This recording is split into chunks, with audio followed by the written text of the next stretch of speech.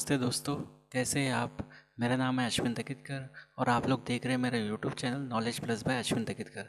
दोस्तों, अभी तक अगर आप लोगों ने मेरे चैनल को सब्सक्राइब नहीं किया होगा तो मेरे चैनल को सब्सक्राइब कर लीजिए, बेल आइकन को प्रेस कर लीजिए ताकि जब भी मेरा नया वीडियो बनेगा नोटिफिकेशन सबसे पहले आप लोगों को मिल जाएगी।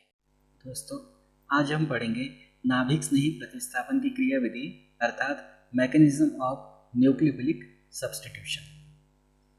हमको इस टॉपिक के अंदर ये देखना है कि नाभिक स्नेही प्रतिस्थापन की जो क्रियाविधि है वो किन किन बातों पर निर्भर करती है, इसमें क्या क्या परिवर्तन होते हैं और ये कितने प्रकार के होते हैं। तो नाभिक स्नेही प्रतिस्थापन की क्रियाविधि, इसको देखने के लिए हम एक न्यूक्लियोफिलिक प्रतिस्थापन अभिक्रिया को समझते हैं। ये अभिक्रिया, इसमें हमने लिया R सिंगल बॉन्ड X जिसका नाम है एल्किल हैलाइड, और इस पर हम न्यूक्लियोफाइल यानी Nu माइनस न्यूक्लियोफाइल जिसपे ऋणावेश है इसकी क्रिया कर रहे हैं। तो एल्किल हैलाइड ध्रुवीय प्रकृति का होने के कारण एल्किल हैलाइड के हैलोजन परमाणु पर आंशिक ऋणावेश और एल्किल में कार्बन छुपा होता है जिस पर आंशिक धनावेश उत्पन्न हो जाता है।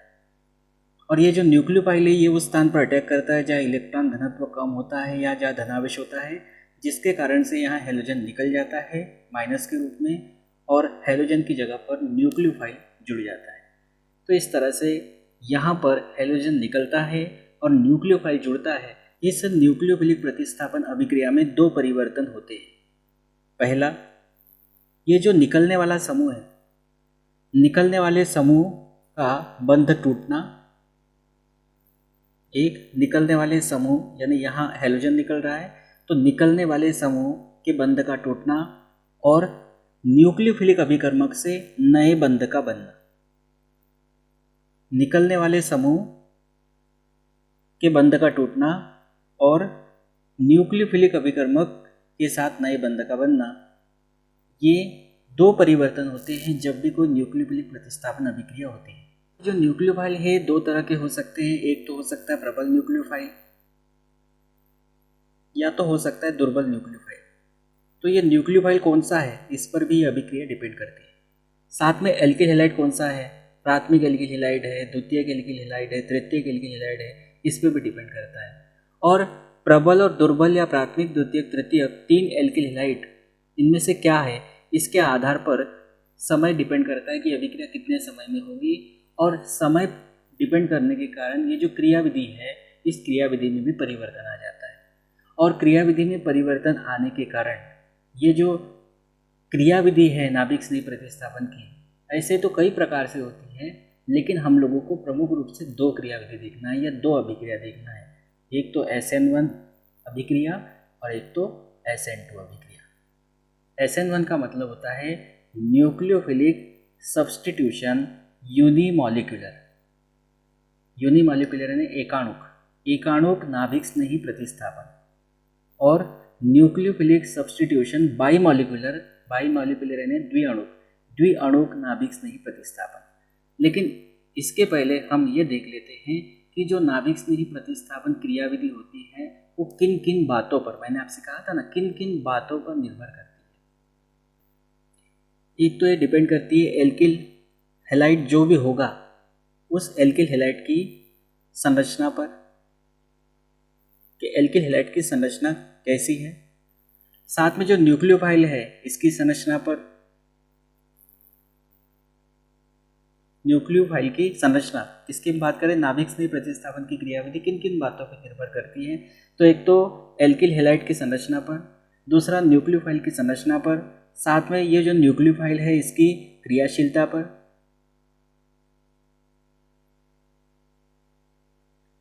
इस न्यूक्लियोफाइल की सांद्रता पर, साथ में प्रकृति पर। यानी न्यूक्लियोफाइल की संरचना, क्रियाशीलता, सांद्रता, प्रकृति इस पर भी डिपेंड करता है। और यह अगर अभिक्रिया किसी विलायक में हो रही है तो उस पर भी डिपेंड करता है। तो कुल मिला के नाभिक स्नेही प्रतिस्थापन की क्रियाविधि निम्न बातों पर डिपेंड करती है: एल्किल हैलाइड की संरचना पर, न्यूक्लियोफाइल की संरचना, क्रियाशीलता, सांद्रता, प्रकृति पर, और अगर कोई विलायक है तो उस विलायक पे भी डिपेंड करती है न्यूक्लियोफिलिक प्रतिस्थापन की क्रियाविधि। देखिए, नाभिक स्नेही प्रतिस्थापन में दो परिवर्तन होते हैं। निकलने वाले यानी निर्मोची समूह का बंध टूटना और न्यूक्लियोफिलिक अभिकर्मक के साथ नया बंध बनना। इन दो परिवर्तनों से समय का परिवर्तन ही क्रियाविधि में परिवर्तन का कारण होता है। नाभिक स्नेह प्रतिस्थापन की क्रियाविधि निम्न बातों पर निर्भर करती है।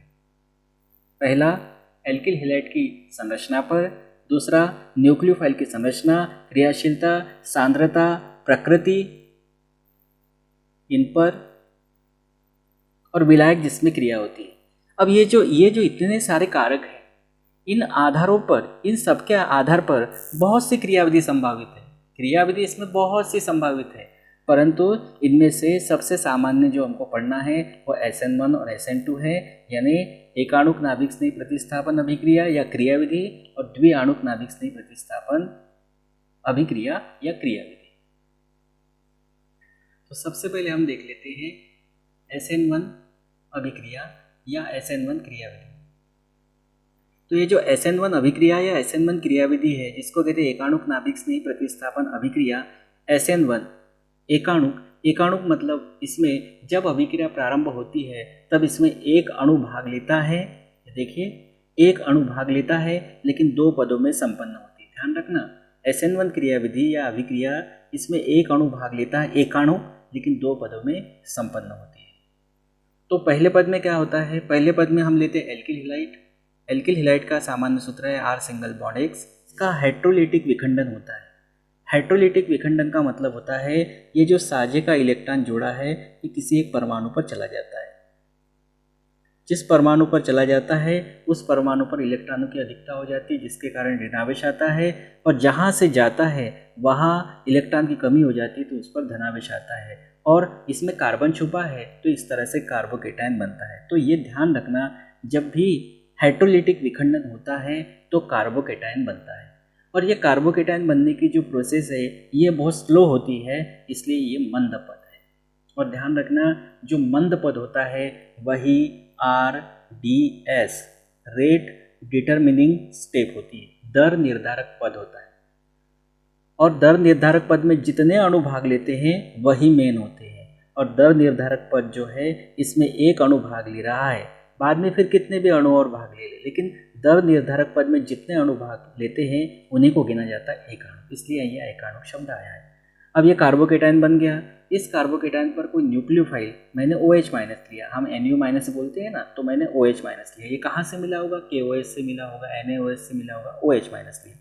ये जैसे ही पॉजिटिव दिखता है, ये न्यूक्लियोफाइल जो होता है ये प्रबल न्यूक्लियोफाइल है, तो ये फास्ट तीव्रता से, बड़े फास्ट, पलक झपकते ही ये इस पे अटैक करता है, और अटैक करके एल्कोहल बनाता है, प्लस माइनस कैंसिल हो जाता है।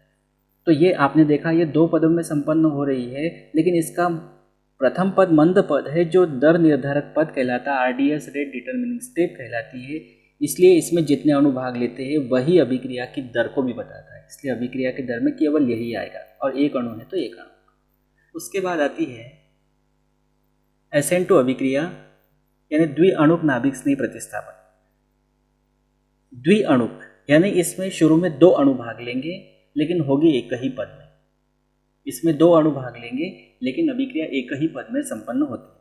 तो देखिए, एल्किल हैलाइड लिया, R सिंगल बॉन्ड X, और इस पर OH- पीछे से अटैक कर रहे, OH-, देखिए पीछे से अटैक कर रहे।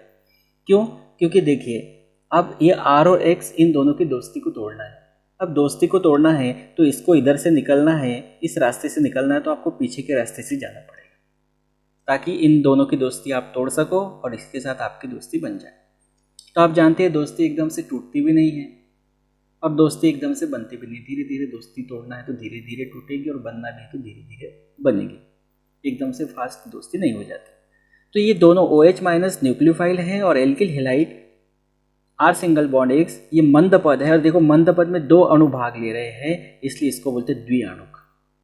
तो देखिए क्या होगा, ये जो एल्किल है, एल्किल, इसके साथ इसकी दोस्ती धीरे धीरे धीरे धीरे टूटेगी, यानी ये बॉन्ड धीरे धीरे टूटेगा और इस बॉन्ड का धीरे धीरे निर्माण होना प्रारंभ हो जाएगा। ये देखिए, जिसके कारण अब देखिए इस पे आंशिक, इस पे पूरा ऋणावेश है, अब इस पे आंशिक आंशिक ऋणावेश होगा।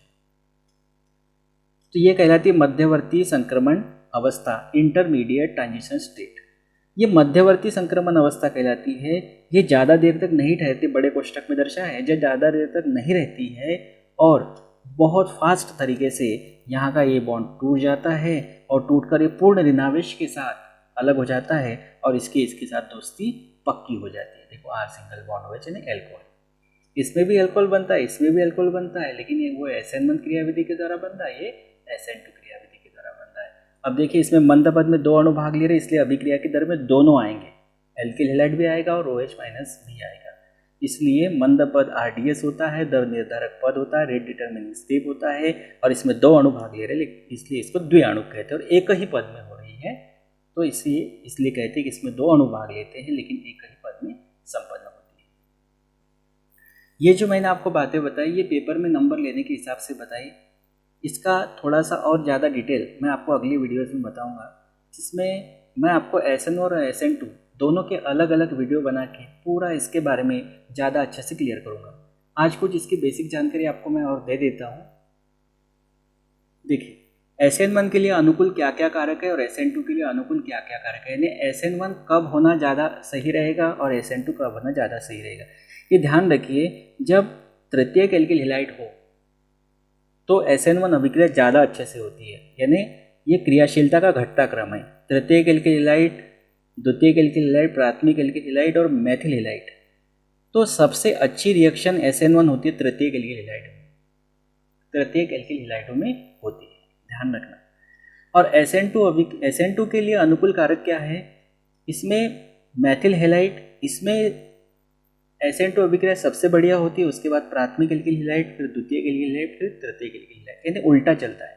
तो ध्यान रखना SN1 जो क्रियाविधि होती है, जो अभिक्रिया होती है, वो तृतीयक एल्किल हैलाइडों में ज़्यादा अच्छी होती है। तो ये ध्यान रखना, इसका मैं और अच्छे से बताऊंगा अगली वीडियोज़ में।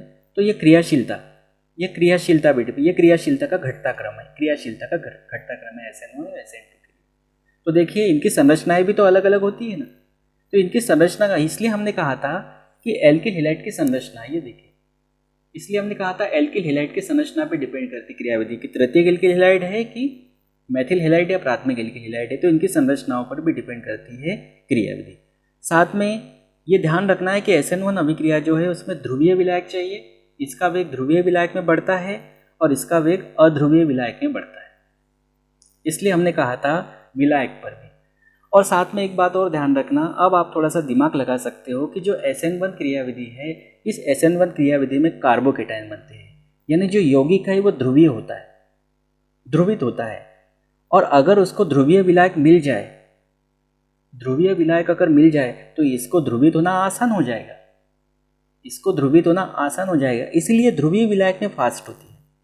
और SN2 अभिक्रिया जो होती है वो अध्रुवीय विलायक में फास्ट होती है। तीसरी बात ध्यान रखना, हमने कहा था कि नाभिक स्नेही प्रतिस्थापन की क्रियाविधि को प्रभावित करने वाला कारक था प्रकृति, न्यूक्लियोफाइल की प्रकृति। अगर दुर्बल न्यूक्लियोफाइल है तो SN1 क्रियाविधि फास्ट होगी, दुर्बल न्यूक्लियोफाइल है तो SN1 क्रियाविधि फास्ट होगी, और प्रबल न्यूक्लियोफाइल है तो SN2 क्रियाविधि फास्ट होगी। साथ ही अगर दुर्बल न्यूक्लियोफाइल नहीं है तो प्रबल न्यूक्लियोफाइल का तनु विलयन भी चलेगा, प्रबल न्यूक्लियोफाइल है उसका तनु विलयन यानी निम्न सांद्रण, और अगर प्रबल न्यूक्लियोफाइल नहीं है तो दुर्बल न्यूक्लियोफाइल का सांद्र विलयन। तो इस तरह से ये SN1 और SN2 के लिए कुछ अनुकूल कारक है। इसका ज़्यादा और डिटेल आपको अगली वीडियोस में बिल्कुल क्लियर होगा, लेकिन मैंने आज आपको इसलिए बताया ताकि आप थोड़ा सा अंतर कर सको कि SN1 के लिए अनुकूल कारक क्या है, तृतीयक एल्किल हैलाइड में ज़्यादा अच्छी होती है, ये मेथिल हैलाइड में ज़्यादा अच्छी होती है। SN1 इसका वेग ध्रुवीय विलायक में बढ़ता है, इसका वेग अध्रुवीय विलायक में बढ़ता है। इसमें दुर्बल न्यूक्लियोफाइल की आवश्यकता होती है, इसमें प्रबल न्यूक्लियोफाइल की आवश्यकता होती है, या प्रबल न्यूक्लियोफाइल का निम्न सांद्रण चाहिए और इसमें दुर्बल न्यूक्लियोफाइल का उच्च सांद्रण चाहिए। तो ये जो है ना, ये क्रियाशीलता, विलायक, प्रकृति, सांद्रता, ये देखिए प्रकृति, न्यूक्लियोफाइल की प्रकृति, न्यूक्लियोफाइल की सांद्रता, इस तरह से ये कारक है अनुकूल कारक। तो ये बहुत अच्छे से थोड़ा सा इस पर प्रयास करना। ये जो मैंने आपको क्रियाविधि बताई, ये मैं आपको बार बार बता रहा हूँ कि पेपर में नंबर लेने के हिसाब से बताई है, लेकिन इसका बहुत और भी डिटेल है। यहाँ पे आप देखोगे, यहाँ पे भी मैंने R सिंगल बॉन्ड X लिया, यहाँ पे भी मैंने R सिंगल बॉन्ड X लिया, और मैं आपको बोल रहा हूँ कि ये तृतीयक एल्किल हैलाइड में ज़्यादा अच्छी होती है, या प्राथमिक एल्किल हैलाइड में ज़्यादा अच्छी होती है। तो अगले वीडियोज़ SN1 और SN2 के सेपरेट बनाएंगे, उसमें ये बातें क्लियर करेंगे। तो आई होप कि आपको ये वीडियो अच्छा लगा होगा। आज के लिए इतना ही, मिलते हैं फिर अगली वीडियो में, तब तक के लिए जय हिंद।